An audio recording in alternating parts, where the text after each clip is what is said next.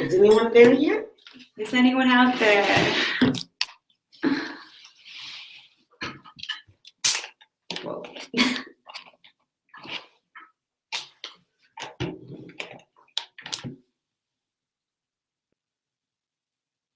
Hang it up. Okay, so we can put in, want to do, how did I do that last time? Here we go, chat room.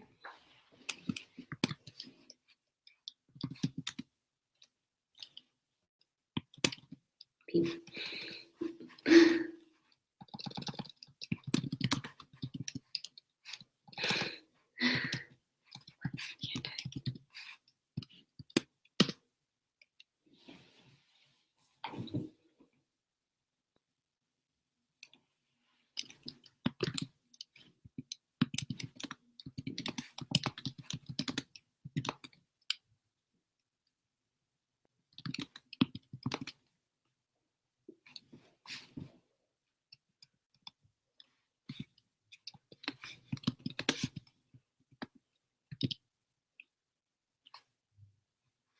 Yeah.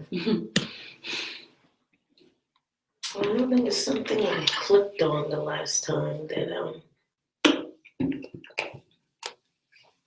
That had on the side somewhere. Not that.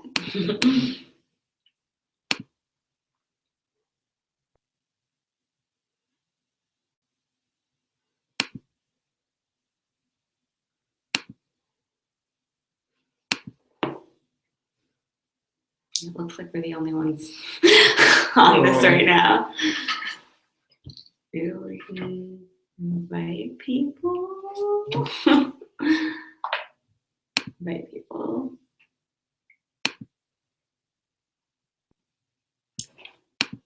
Do you know the emails of everyone who said they were attending? Let me see where I'll go. Because there should be a list somewhere in the Google Hangout that shows on the invite itself. Saying this is showing live.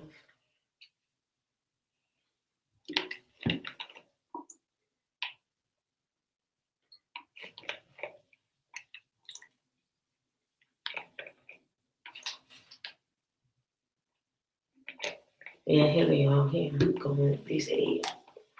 Okay. Do you have their emails? I can just invite them manually. Or maybe I already have them. Let's see. Yeah.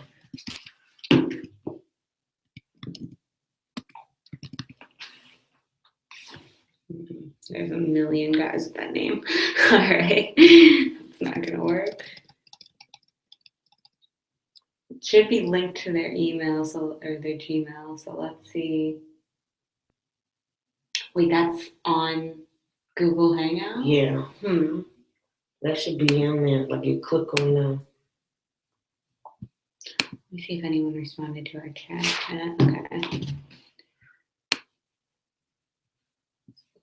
Okay. Quickly. Let me know where you are. Preparations, I can help. Okay. Let me know where you are in preparations. Yeah. I can. We have started eating out, but one seems to be on it. Oh, here, this is who's watching.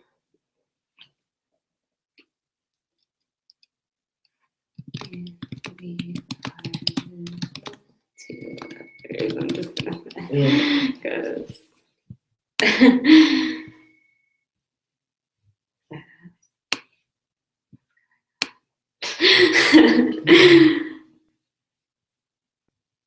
okay. Maybe we can't see anyone else. Is anyone there? Let me see if there's something.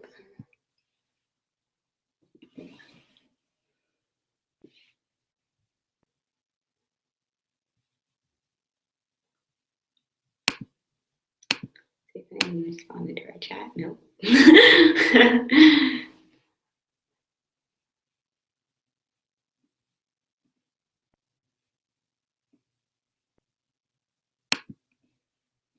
Let's see.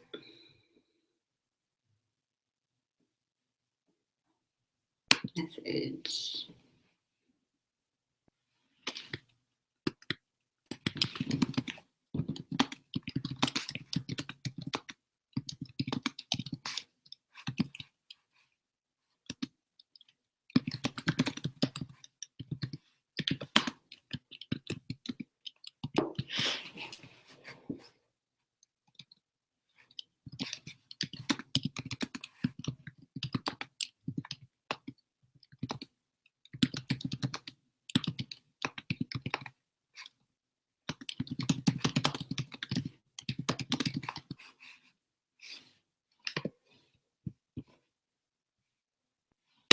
My phone is turned. Oh,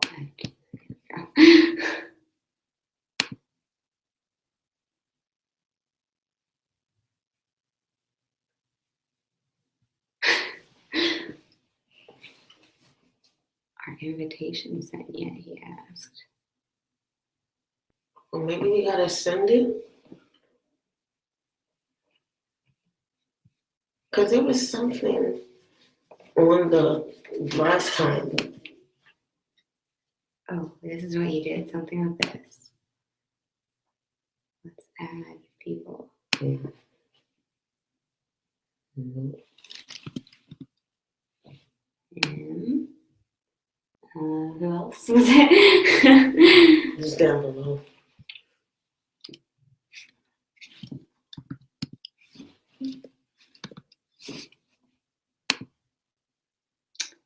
Just people in Hangout, that's weird.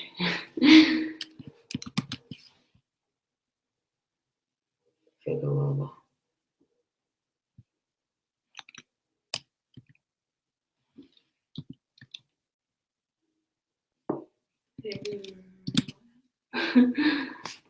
Click on it. I cannot reach you, email or Gmail. I hope you read this. Can you re-invite me to Lula Hangout on air so I can join? Yeah. If we could find out how. Let's see. She says, give me this on it to Tilla Chromes at Gmail. Okay. I think that's that one because it says it's the same picture. So we already got that. What just happened? Where did everyone go?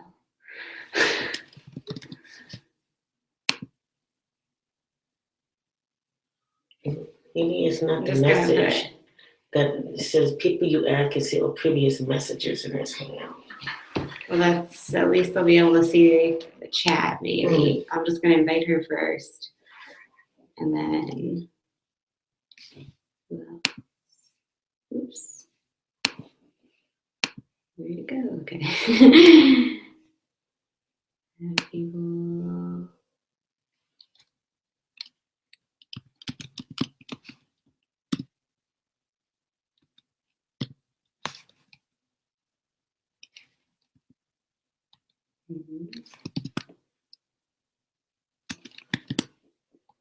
Why is her name not coming?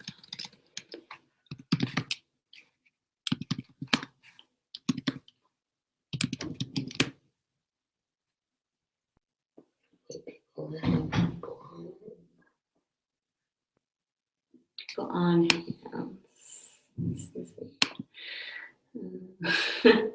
Yeah, I guess maybe this is working.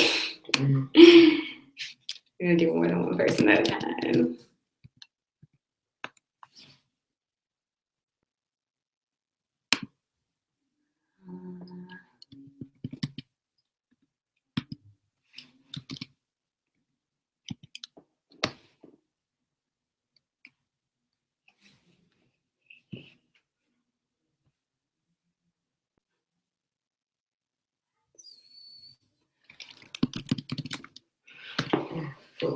Really? Oh my god. Let's see. What happens if you click on them? No, I'm just gonna do this one. Let's check this quick. No chats.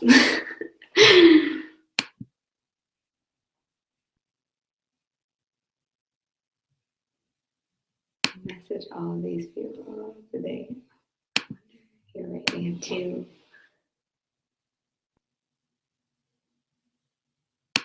New event, new activity.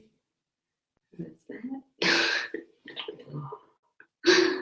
I like our faces. We're just trying to figure. Oh my goodness. How did we do this last time? Just when you think you have it figured out. Whoa.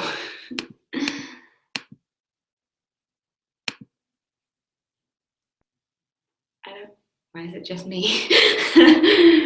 They're already there. Take me there.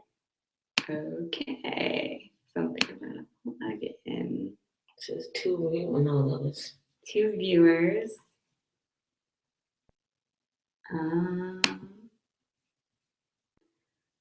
Ask guests join. No. Broadcast the live video.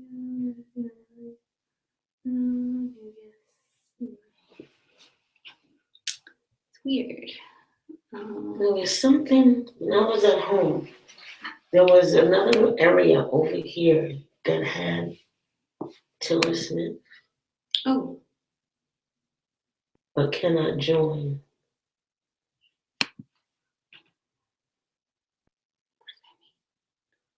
No.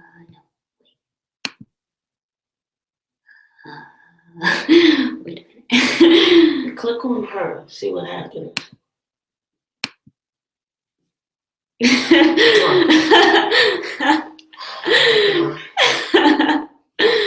getting irritated. I know.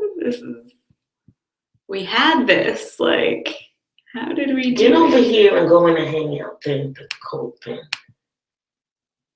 Now, there was something I had to click on. Click here. What does that do? No. That's just adding them as like friends, I'm pretty sure. Share event to public or It's already public. Yeah. okay. Let's see how this works.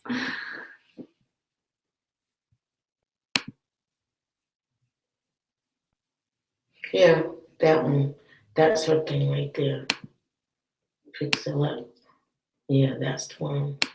And oh, okay.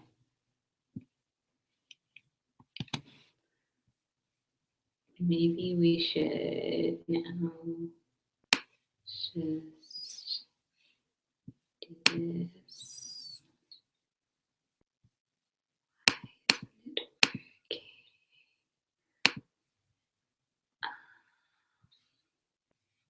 Okay. Wait.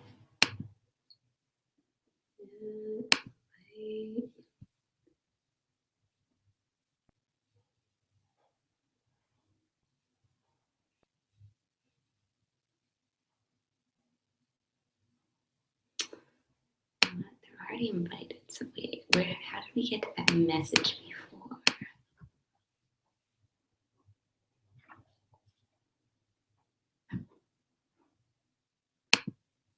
Whoa, okay.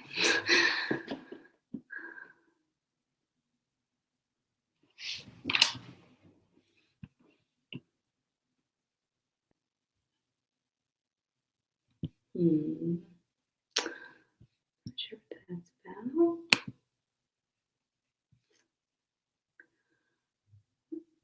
oh, I am here and I see the invitation. She says,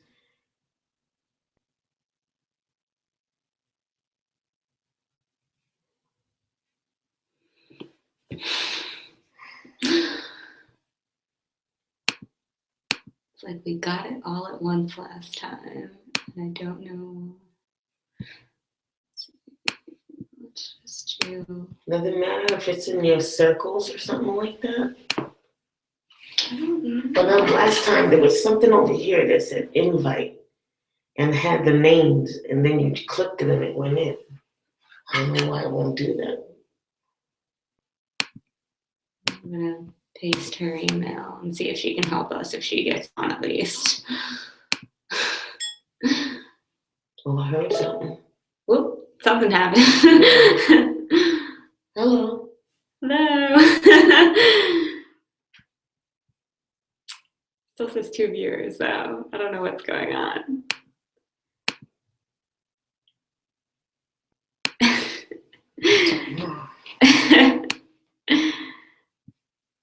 Maybe it was on here. Maybe go back to my that Google Plus. Hi. Oh, whoa, wait. So the can you hear me? Yes. See you too. So the invitation you just sent, that worked. Everything else before didn't work. Okay. I could sort of hear you prepare or see something, but I couldn't join. Okay. For some reason, and that happened before. It's not you. It's not you. That the invitation let people go and look, but not participate. But when you send it now, it worked. So, do you know what you did differently? So we learn from that. I clicked like when we're in the Hangout right now, at the top, there's like the person with the plus sign and it says invite people. Mhm. And that's what I did for you to like test it out and then it worked. So I guess I have to manually like re-invite everyone through that. Maybe. I mean, it should not be necessary to do it manually, but I think at this point, that's what you have to do. I think Alex Lee is waiting. I've seen him post notices. Do you have your window open so you can see your emails or the notes on Google Plus? Because that's where people say something if they have trouble, so you can see if someone's trying to get on. Yeah, we can open that. So keep that open so you can, if somebody has trouble, they can reach you. Yeah, I'm gonna. Or email. I know it's a lot to keep open, but you can have the windows on top of each other.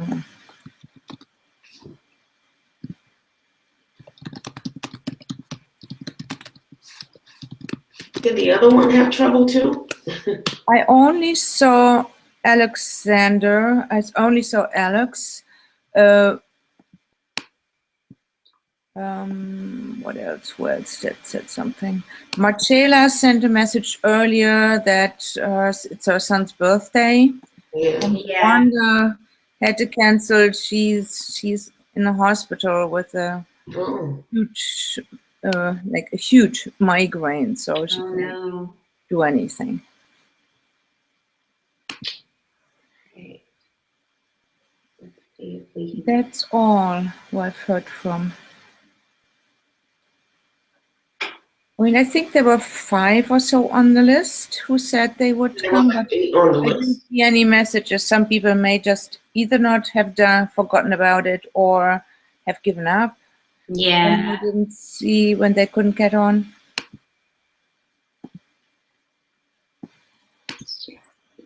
By the way, are we on a Google Hangout or on a Google Hangout on air right now? Google Hangout on air. Yeah. Okay. So have you already hit record? Because you can start it without recording it for later broadcast. So at the bottom of your screen, you should see, I don't know, forget which color it is, a button, because only the host sees it. It says Yeah. broadcast red. So yeah, I think we're broadcasting. Yeah, and so you have to hit that button, to broadcast. Yeah, I think we hit it already because it says stop broadcast, the button. So Okay, good. Yeah, I mean, I see a button here that says live, but that only Yeah. I think once I hit stop broadcast, it ends it and sends it to YouTube already, because I did that the last time I checked it out. Okay. So a good thing is also that when we're preparing, not to hit that yet, so people don't have to watch through all this like waiting game, and then you can just hit record when we're on. But it's okay. For right now, you can just tell people, please start watching at 20 minutes or something. yeah, I'm trying to find everyone's email, and it's like I'm on the page for who's invited, but it doesn't have like their actual email next to it, so it's like difficult. Oh, I can give you Alex's email. Hold on. Okay. I'm ready. Well, it says reply to with a Google Plus number, not his actual email. Yeah, isn't that strange? Yeah, I wish it was easier. Let me just see. Hold on, I'll search if I have his Gmail here somewhere, because if you write him to his NYU email, he won't be able to do the live thing.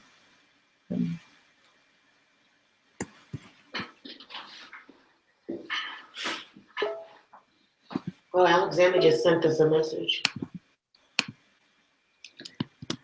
Maybe I'll just ask him.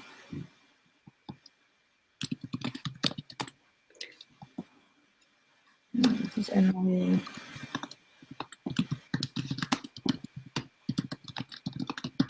We invite him. Okay.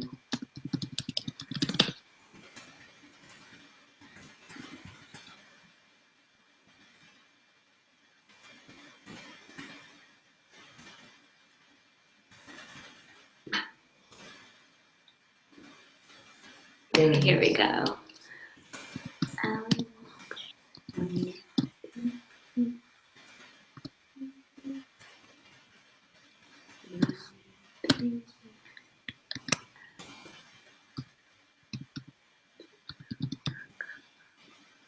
I just asked him to send his Gmail to you.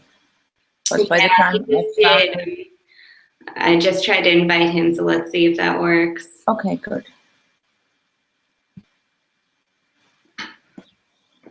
I heard something. I heard the noise that I heard before it worked for you, so hopefully.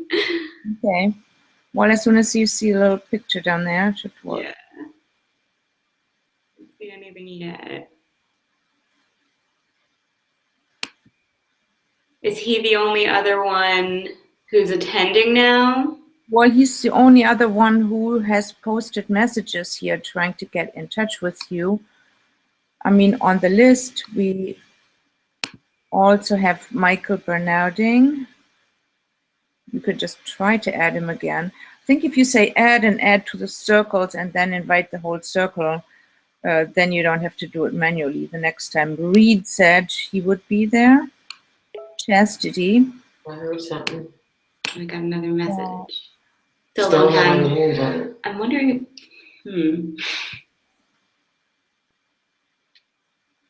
I think, you know what I think the problem was? People RSVP'd with their NYU emails, and you can't use it for this. Because I see the or I see like. Would you be able to click on that and then like add?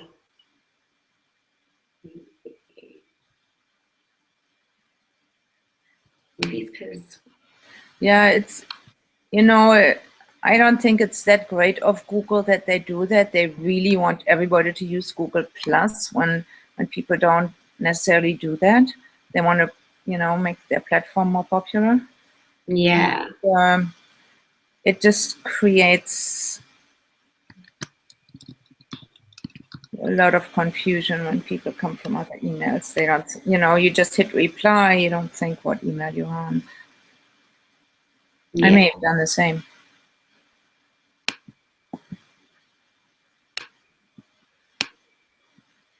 I just tried to invite him again because he said he didn't get an invite. I thought maybe like I mistyped it, so. Let's see what's gonna happen. You actually have to type it. You couldn't like copy and paste the emails. There's less room for error.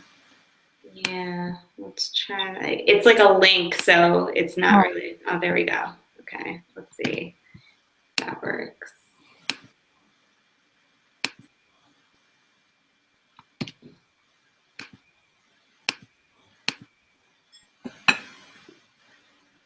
Invitation posted. Can you also see we like posted a message in the group chat for this? Well, Click on the yeah, blue. post something, right? I have the group chat open, you know, the little blue button on the top left. Okay, yeah. Yeah. I see the group chat, but I don't see anything in there. Oh, that's weird. I can type something. Oh, hey! Yay! Welcome. Finally. I just typed it in. What a drama. Oh my God. Also see we like posted a message in the group chat for this. Yeah. Oh, we're like behind on his. You post something, right? This is only working on my phone. Okay. That's Yeah. so strange. Yeah, like it's not coming up on my laptop. So What's not coming up on this platform? Alex, I didn't hear. like the Hangout, only received the invitation on my phone. Oh yeah, I received an invitation, but it said, "Are you going to watch?" And it let me watch, but it never let me join until now. Let me see if I could do it on my laptop or not. Oh, you're on your phone right now? Yeah, and it's kind of weird. It's awkward on the phone. Can you make that bigger? Yes, I think so. Maybe. Oops. No, actually, I don't. I can just make this window bigger, and then it gets bigger. It can either be in an email where it says join or join now, and you just click join, or it says you've been called on a video call, and the important part is it should say join somewhere. When it says watch, then it's not the right thing.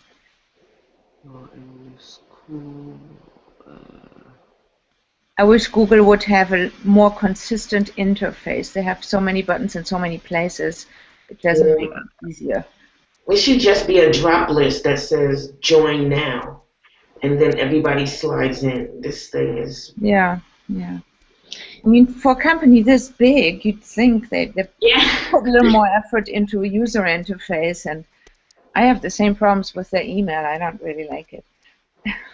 Yeah, I was just about to say, like, you'd think everything's connected to each other. You'd think it'd be easier to connect with each other. Yeah.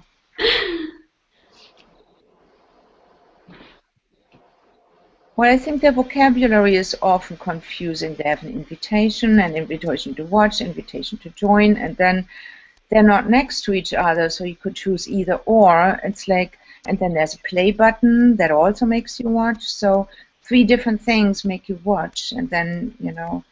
And I think, like, it asks you if you're attending, like, multiple times sometimes. Like, you'll say yes, and there'll still be, like, a button for it. Like, are you attending this? Yeah, that's true, too. Yeah, I said several times yes. Hoping that would get me over to the window. Okay, Alex, are you on a different video? Okay, now we got you. So 3 different things make you watch. Okay. And then, you know. Is it I playing? got it on the laptop now. Good. Okay. Yeah. If we get feedback, you have to either on the top mute your microphone or use earplugs. Then the feedback goes. Oh, is there feedback for? If there is feedback. Sometimes you hear it. You hear yourself in an echo or with a delay of 20 seconds or so. Oh no, it's just because before I had the live chat on. Yeah. It's on another browser. Okay. Well, Yeah. I will keep the Gmail open for any messages and my email as well. So I will let you know if somebody is trying to get in. That way, Tracy and Angela can focus on their topic. So I will try to handle the communication as good as I can. All right. Thank you. Let's get this party started. All right. All right. So I think you guys have to click on the YouTube part on the side. Okay. And then we're going to show some clips. Talk about them. So this, first of all, I know what this is about. This is a silent film that was made in 1929 by a man from Russia named Dziga, that's the pronunciation, Vertov. And he worked for the government for many years, and he did their newsreels for them, and did like 6 or 7 different films for promotion for the government and for different things. And this one film that he made was with his under his what he called a Kinoglass theory. Say that again. What kind of series? Kinoglass. I don't know if I'm pronouncing it properly. And it's You may need to go a little closer to a microphone. I have a, or maybe I have to make mine. I'm sorry. I can make mine louder. Stuff louder, yeah. Better. Here we go. that better? Yes. Okay. Yes.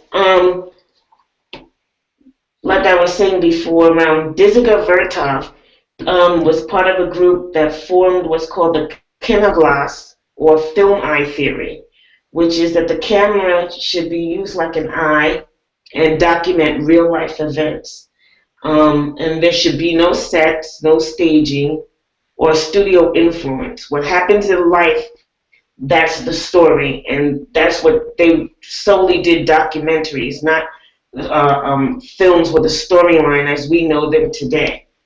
In the beginning of the film, at the start of it, he put a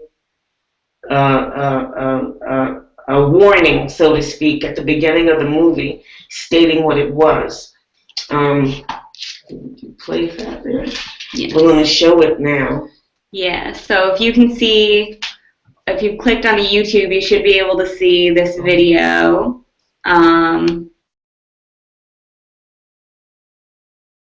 Hold on 1 second. You saved it in the playlist, I believe. Yes, it did. Where is our playlist? Here we go. Yeah. This one? Mm-hmm. Oh, I know what to do. Here we go. This is what we did last time. Oops.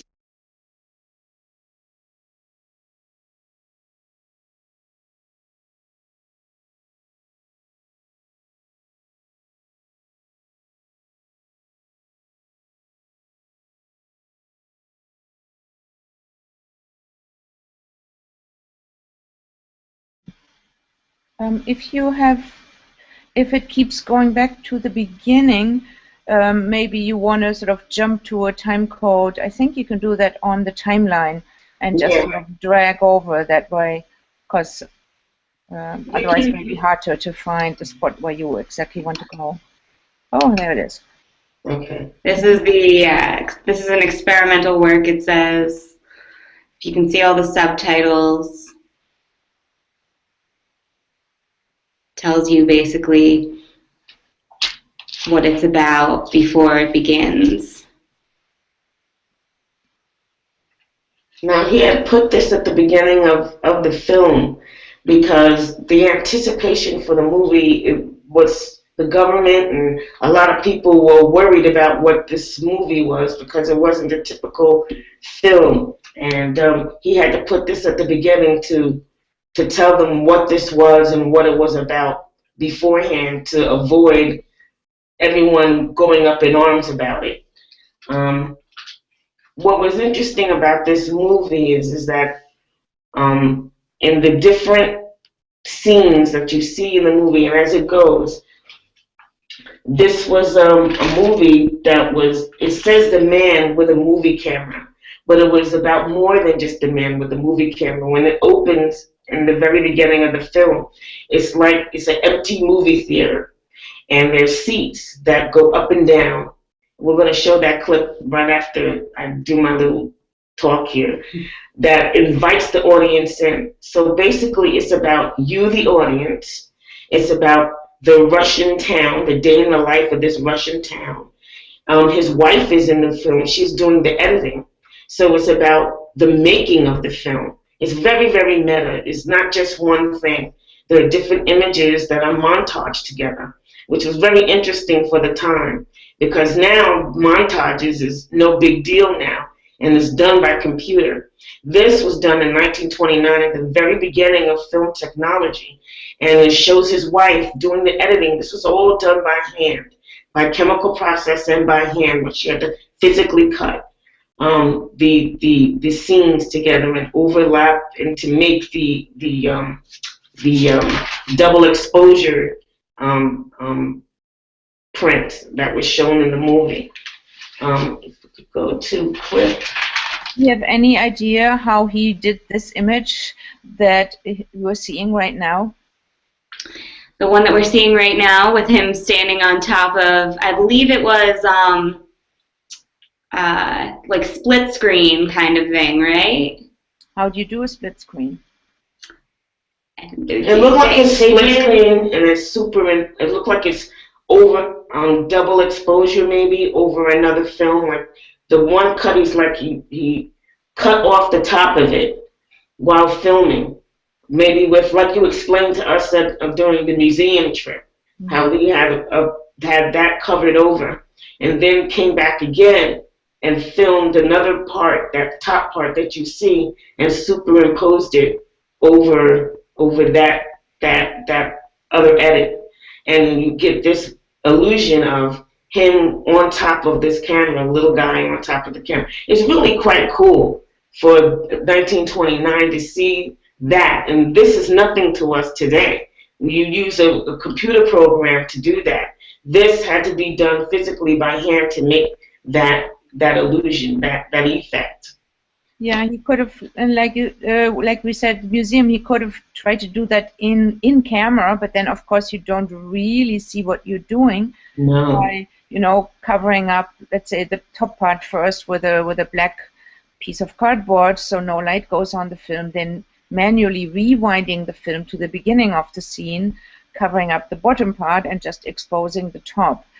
Another way to do it would be to have the two pieces of film separate, project them, and do that kind of composition on a projection when you can steer a little bit better what you see and what you don't see. You would have to have two projectors projecting onto a screen and covering up the bottom on one projector and the top on another projector, and that way assembling this. You can see that's very soft border, so he didn't do it with anything sharp. It must have done with some piece of paper or cardboard, some sort of mask that has, because it's not in the focal range of the camera, so you see it's a very soft border. Plus, the soft border makes it a little easier to buy the illusion. And the reason I'm saying that here is he does that a lot throughout the movie. So, I mean, like Tracy said, to understand what it took in those days to do that is, hard to imagine for us when we have all these digital tools today. Mm-hmm. One of my favorite parts of the movie is when it just shows people's reactions to all these effects, because that really shows how shocked people were at the time that this was going on, because they probably didn't understand how it worked and they thought it was like this amazing thing. Which part did you want to do first? You were just talking about the seats? Yeah. Okay. It starts at 1:40. I don't know why it's not showing me the time.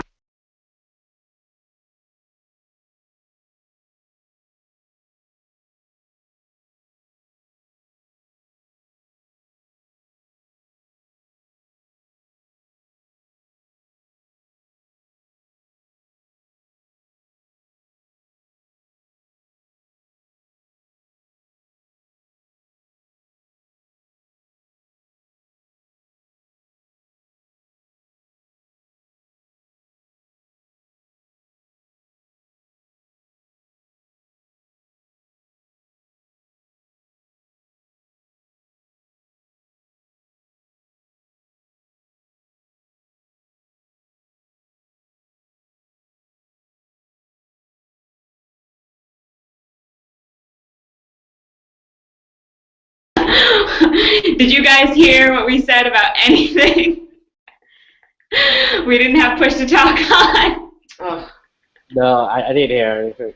What was the last thing you heard here, us say? Look at the video where the chairs open and close, and like this. It's telling you, come and sit down, enjoy what we're going to present, and then everyone's in their attention, mesmerized by what's going to happen on the screen.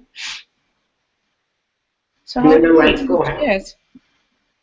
And then this was another thing that I forgot about, is that back in those days, they didn't have soundtrack like we have. They had bands in the movie theater, and it was like a combination of theater and this new moving pictures thing. So the band that's in there would accent all the parts of the movie, the introduction, the parts with emotion. This was all done by a live band. And sometimes they didn't even have set music for each movie. They were just given instructions to play music that was like suspenseful at certain parts or just for the feelings, and they kind of improvised but used, so it could have been like different music each time you go to see it. If you saw it in like different places or there's a different orchestra, it would be, it might change. So that's another interesting part. Now, here was another thing that I found interesting of this film. You could see in this film the influences of future producers and filmmakers. This scene here that I stopped at, where it focuses and goes into the window, very, very whom? Who would you think of the way this scene starts? And I'm going to replay it back a little. Oh, yeah. Yeah.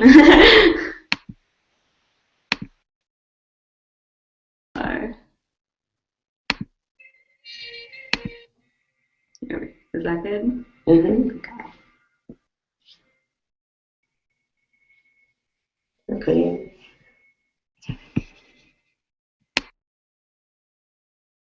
Filmmaker would you think of?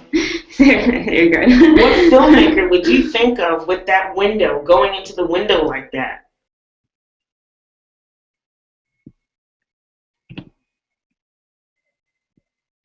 But I'm not sure if I'm right.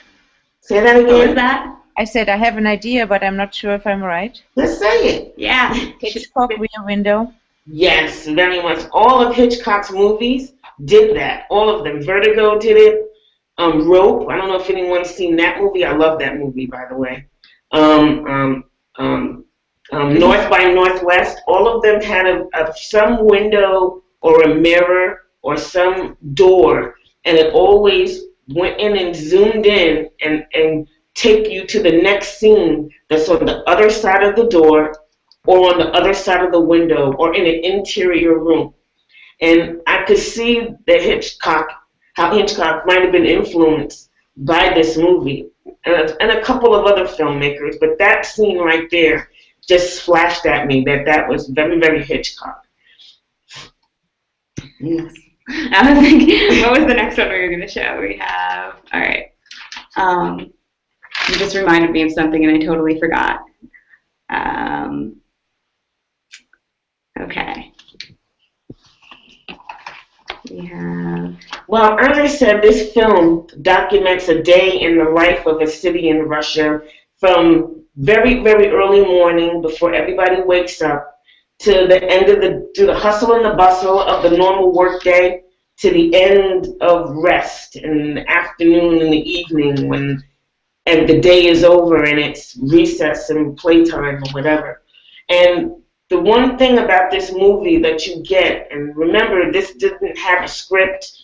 It was just cuts of it took a year to make. So you figure they were just making sample shots of different goings-ons in 5 different cities, by the way, in Russia. It looked like it's one town, but they actually went into 5 different towns. And to get this effect of the rush, of the hustle and the bustle, there's a rhythm to it. Even the shapes all match. Gives you always has that main theme of the camera. There's always round the flow. If you think of the flow of film, when the buses and the trolleys and everything goes through, it's that same flow, it's that same rhythm. And I think that this movie really, more than just talking about filmmaking in itself, I think that it's an ode. It's a kiss, as you will, to the power of editing, because the editing tells this story. Even though he didn't intend to have a story, just have the day in the life or the cinema verite, if you would. There is a story there. There's several stories going on. Right from here. Do you think a documentary can also have a story? I mean, just the concept that you say, we're going to do morning to night and to film certain things, you know, every day's people's lives. It's not a prefab story because you don't know what people are doing, but he obviously had a concept to look for the kind of footage that would fit the concept. So there has to have been a selection process during filming also, not just at the, I mean, editing office. This must have been a huge editing job. Yeah, it's an awesome editing job. And his wife, his wife edited the whole thing, so it's like she should get more credit than you think, but... I was going to say that, you know, he got a great filmmaker, but if she edited that, wow. You know. Yeah, I did some research about his wife. There's not a whole lot about her, but she really was the woman behind the man, because he was very pro showing the positive of Russia, or making a story of saying this is our modern Russia, this is the good things about Russia. And when he got later on with his films, they kind of got mad with him when he made this movie, because they didn't like the subtext, I guess, of what this film was showing. I guess they didn't like that, where he was going with it, instead of sticking to what Russia wanted him to talk about. And he got they didn't support him in this movie. He had to go to the university film group, the VUFKU in Ukraine, with their film studio, so that they can back him up to do this. And the group that he formed, which is a Hangout group, which felt that you shouldn't set up a story or work with a studio. You should just go out there and film life as it happens. They didn't like that very much, and they him making this film kind of made that group break up, because they thought that he was what we would call selling out today. Because otherwise, this movie, if they hadn't have been for the film studio at that university, this probably wouldn't have been made. Or at least that's the impression that I got from my research. What a loss that would have been. and his wife, pretty much, she saved him, because he didn't get a lot. He was kind of blackballed after a while, and she got him a lot of jobs because she was working with the government, and she worked in the film. She had a lot of respect on her own. So she got him a lot of work that he got in later years. And she seemed like she was kind of awesome. And when they showed her in the movie, when they said that that was his wife, I was like, wow. She deserved the more kudos than she got, because the amount of work that it took for her to do the editing involved in this piece is just mind-blowing to me.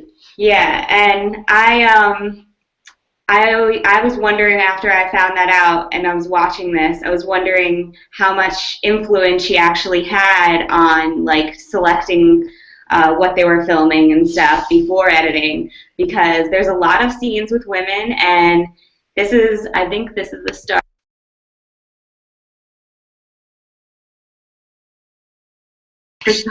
So this scene shows, like, throughout the whole thing, it shows women working, it shows a woman going through labor, and then it shows women getting, like, their nails and hair done. So it's like both sides of women, kind of. I don't know if this is the right part now. Oh, this one has weird music. Yeah, here we go.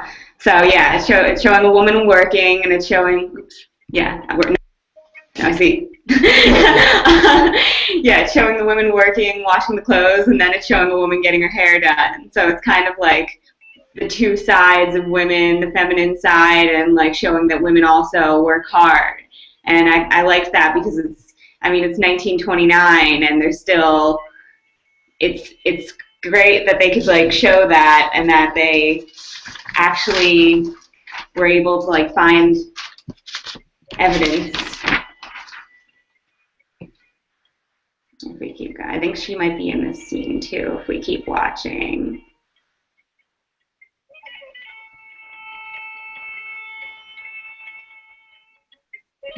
I don't know how familiar you are with the history of the Soviet Union, but in the very beginning, there was almost a euphoria to create, a completely new society and something just and fair and wonderful. So there was a short time of a lot of artistic experimentation that was almost over by the time Vertov made this film, but in the beginning, there was a lot of freedom for artists in the Soviet Union, and then they completely clamped down, and you could only do what was approved by the government. So he's sort of at the end of that experimental period, and as you said, he was forced to do certain things, or he was told what to do by governmental forces. Mm-hmm. And right here, I think this is his wife, right? Well, Or oops, push to talk. Yeah. So that's his wife actually editing the film. I'll hit play again. and I love this part of the movie because it focuses on hands, her artisanship, editing, their hands using the machines. I guess they're making the hands of the signal worker, the accountant, all this handiwork and the artistry. There's the rhythm of the film again, of each cell as it goes, following the cranking of the film camera, again, the flow of the film. Everything has this rhythm. And this is, I don't know if that's called fast motion. They sped it up. Sped up the film. I wonder if that's just this version though, because I think when I watched it wasn't going this fast. It might just be this version that's this fast, but they definitely they sped up during like certain scenes, and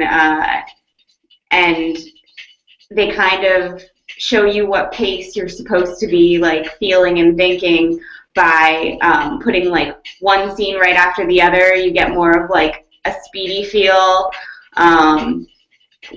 versus having just like one like frame for a long time. They'll switch quickly between multiple different frames, and that makes you feel like the film's going even faster at certain points.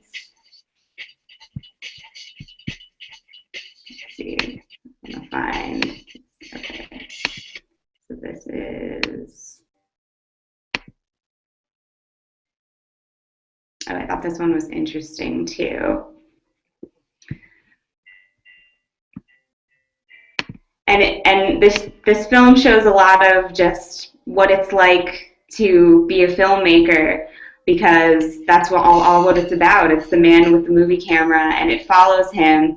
And I believe we just skipped it, but when he's filming at the beach at one point, you see him in his bathing suit, like washing off in the water, and then he has the camera and he's like holding it above the water. So it's like showing that like he's a person and he's living his own life, but he's makes filmmaking a part of his life. Well, one interesting thing about in parallel with the people who work and the people who are living and carrying on their lives, you would think that he integrates himself with them, but he can't really blend with them because he's carrying this big bulky thing and he has to carry it on his shoulder, and it obviously looks like it weighs a ton. And he's working hard. Everybody works hard. Even when you play, you play hard. It's not, there's some soft moments, but even him, when he's finally got a moment of relaxation and he's sitting in the sand by the waterside, he has to carry that camera with him. and it's laid out, and he looks like he looked like he's really, really worked hard, and he's tired, but he has to get back up and do it again. And when he, let's say the end of his day ends, he has to have that camera and load it back and climb up, walk down, walk around everywhere. Can't hear it. Oh, we can't hear you because you have to hit push to talk. The scene we just saw with the mud bath, if you think of that, I think he also wanted to show how modern Soviet society was. You know, compare that with, I don't know, Tsarist Russia, where, and you know, women had to be all covered. I mean, he's showing semi-nude women there on film, and I was thinking like, wow, that he could do that in 1929, when 30 years earlier everybody was covered head to toe. You know. And also all the women with their short sort of pixie haircuts versus the long hair with a bun. So I think he really wanted to make a point of an emancipated, new, different kind of society that was being developed. You know. Yeah, and I thought a lot of the scenes like that were like very innovative when it showed women doing things that you weren't sure if they were like allowed to even do just in the time, like 1929. And I thought it was crazy that when it shows the woman like giving birth really fast, and the fact that a woman let him film that in 1929 is like amazing to me. Well, there was one scene. There was one scene when I wanted to show that too. We're going to go to that in a minute, where they showed like 3 different stages in parallels. One couple is getting married, the next couple is getting divorced, the next are going in for a death certificate, and then the scene she was talking about, they go in a hospital. Of all of those scenes, everyone seems to be oblivious to the camera, except the one woman. I think in the death certificate scene, she's covering her face. She wants to be in the background. It's like she's very aware of what he's doing, and which I thought was funny, because you would think that they would be interested and curious about this thing, but she's the one person who's like, no. I know what you're up to. No, you're not going to film my face. I don't want you to see my face. It shows you that there's always people who are camera shy, even when it was first invented. Did you want to go to that scene? I think it's near the end. 25, 24. 25, 24. Oh, okay. We're way past that. Yeah, here.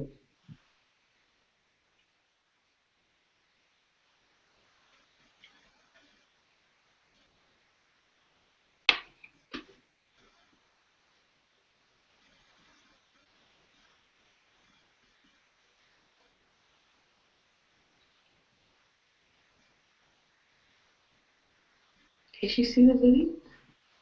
You guys can see the video, right? Yes. Yeah.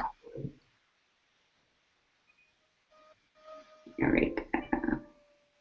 And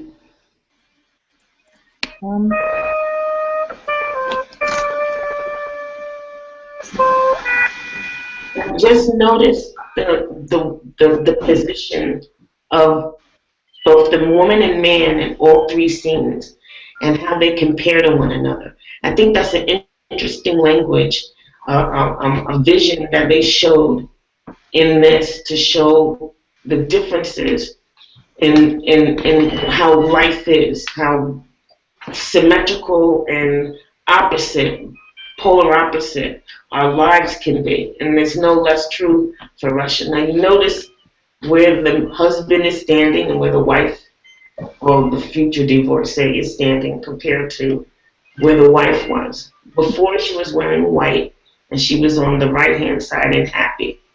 And then in the divorce scene, the roles are reversed, and the man is wearing white and she's wearing black. Yeah, the woman covering her face. Oh, we'll go back to her.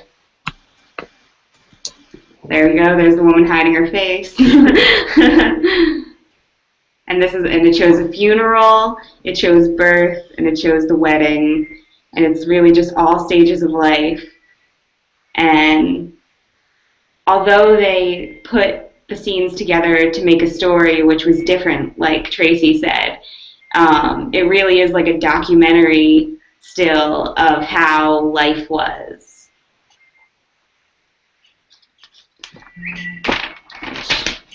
Well, and I think he widens the theme from the sort of circle of, you know, one day around the clock to also the cycle of life from birth to death, sort of include that. And how this guy filmed it all. He has these scenes with a lot of really, wow. Scary. A lot of very fast edits and these image compositions with maybe 10 images on there at one time. So I think it sort of speeds up towards the end, but maybe you're going to get there later. Now, What did you want to do? I wanted to show that Dutch edit because that Is it back? does it again. Okay.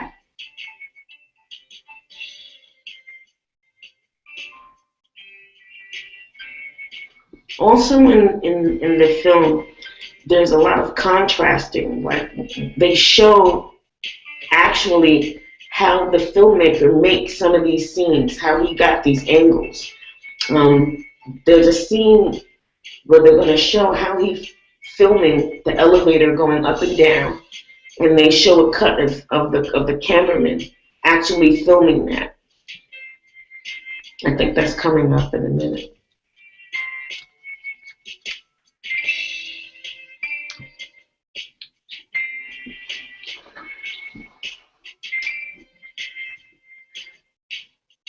There it is, right there.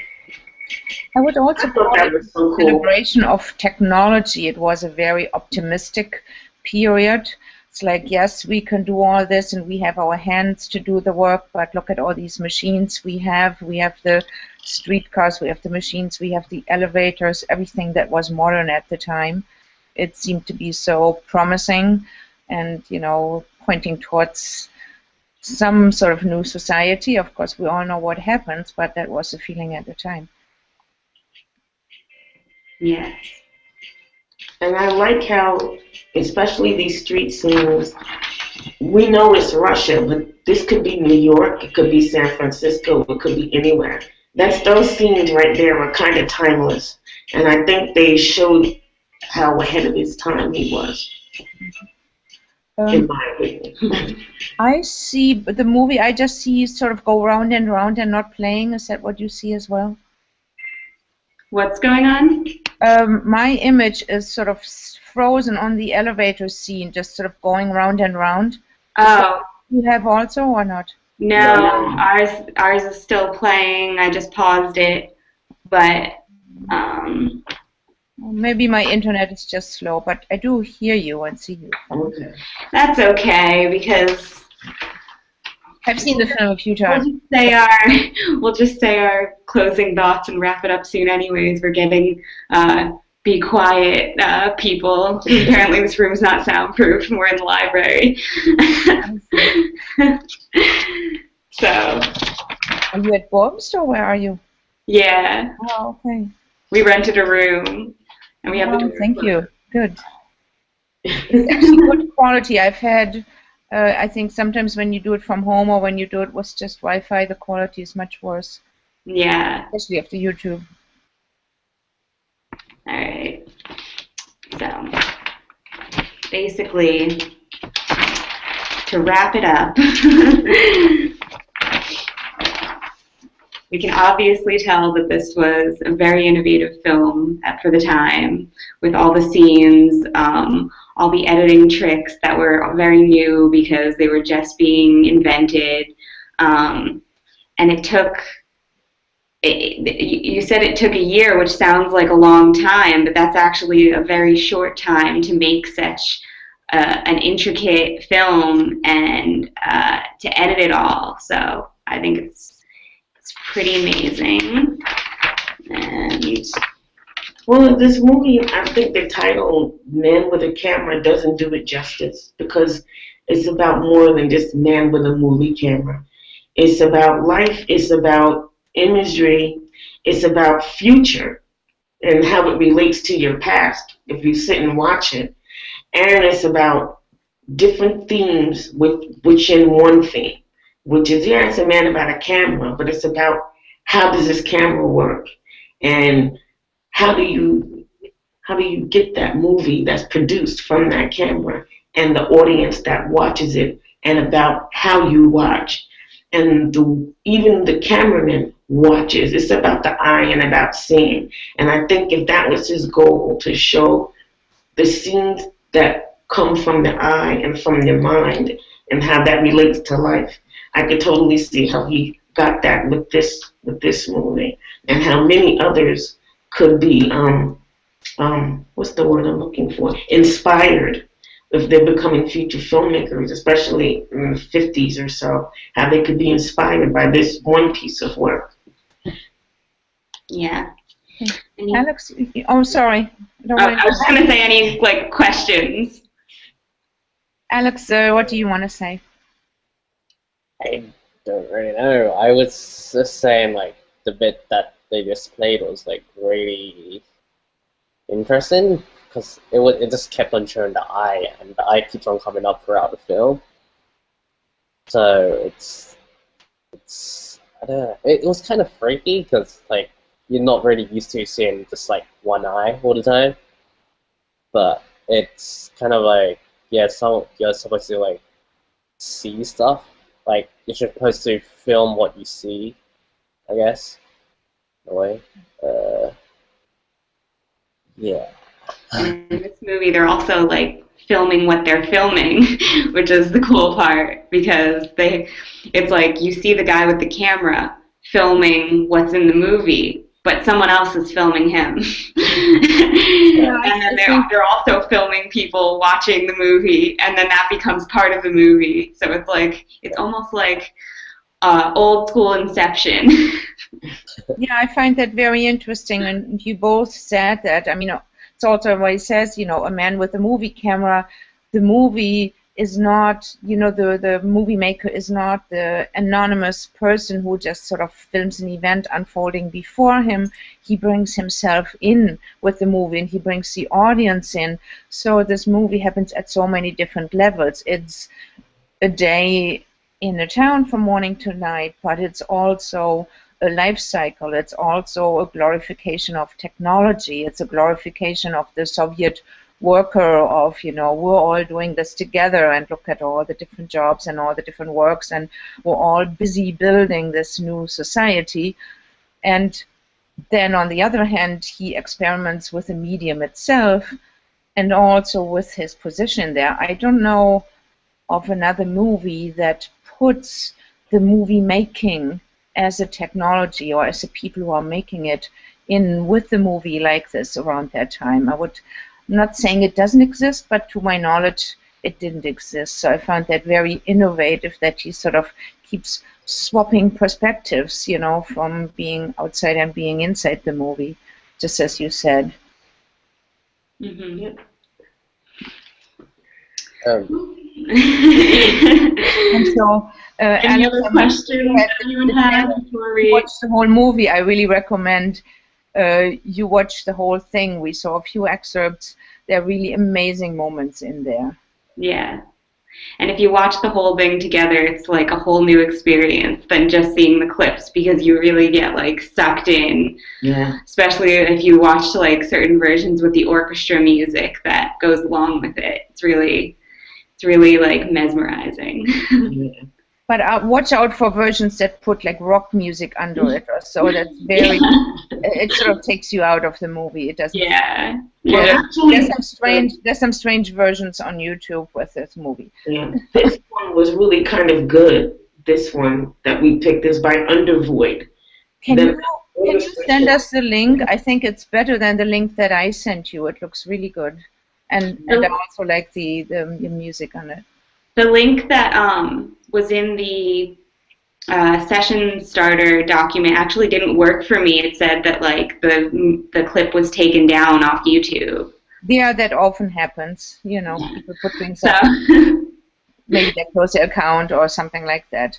Yeah. So, but you found a really good version. I'd love you to post that so everybody can use that. Yeah. We'll go do that right now. But yeah, it was.